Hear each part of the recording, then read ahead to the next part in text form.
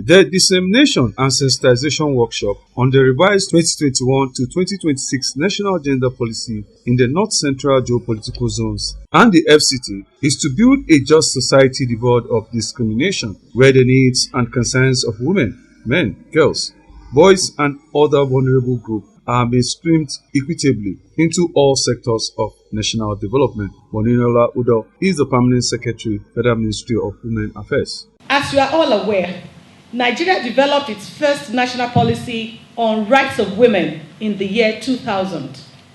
This was replaced with the National Gender Policy in 2006 as a result of the review and integration of lessons learned from the implementation of the Women Policy 2000. The Permanent Secretary, Ministry of Women Affairs, further said that the objective of the revised National Gender Policy is to bridge gender and social inclusion gaps and achieve parity in all spheres of life. This program gives the opportunity, a unique one, to address gender issues, talk to the men and reorientate them as much as possible. For example, the lesson that I would like everyone to take away from here today is to tell the boy, child, the male adolescent, the men, to see every woman as their mother, to see a mother figure in every woman that they see. The affection that men, boys have for their mothers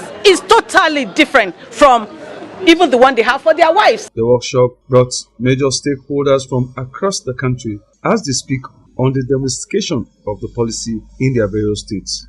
Gabriel Zakari, ITV News.